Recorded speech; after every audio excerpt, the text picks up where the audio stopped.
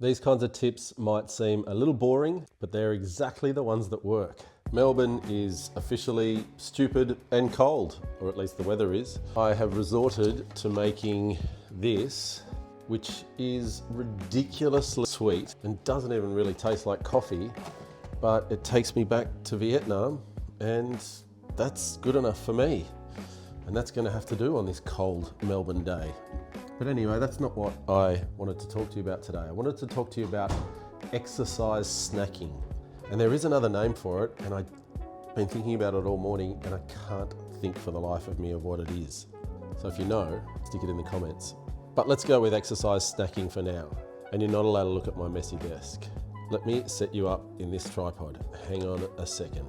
Right, now I can actually drink this Vietnamese salted coffee and chat to you at the same time about exercise snacking.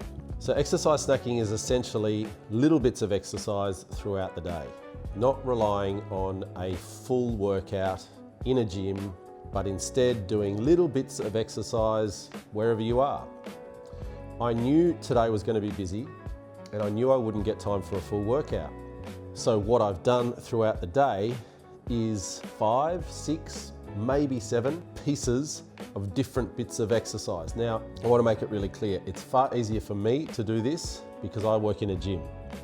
And in between clients, I might have a minute or 5, and I can utilize that to snack on some movement.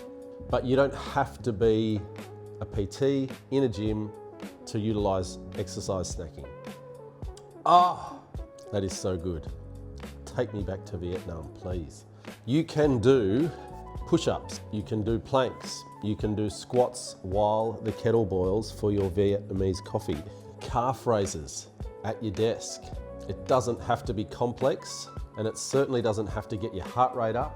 It doesn't even have to feel challenging. But enough exercise snacks add up to the equivalent of a meal. Let's call the workout the meal. You don't have time to sit down and eat a full meal today, but you do have time to exercise snack. And a little tip for you to get those exercise snacks done is to have visual reminders around your house or your office or wherever you are. A kettlebell in the middle of the lounge room, a dumbbell next to the kettle, a resistance band in the bathroom. Sounds weird, but when you see it, you'll go, let me do a few reps of that. As James Clear and other habit experts talk about, having a visual reminder of the habit that you're trying to build goes a long way to you actually doing the thing. So drag a kettlebell out, dumbbell out, exercise band out, put it somewhere where you're going to see it. If you don't have time for a full workout today, snack on some exercise through the day. These kinds of tips might seem a little boring and a little mundane, but they're exactly the ones that work. It's usually the stuff that's not sexy and not particularly Instagram worthy or YouTube worthy that work.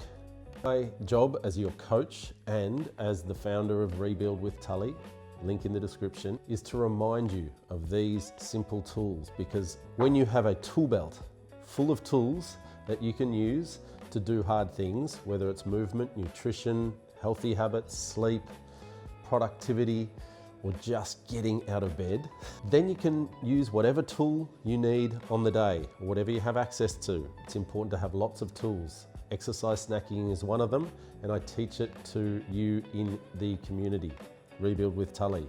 If you want these kinds of tips, if you want a bunch of people to share the journey with who are all figuring it out as we go, link in the description, join, see you in there. Let me know if you got any questions. Cheers to that. See you tomorrow for day 24.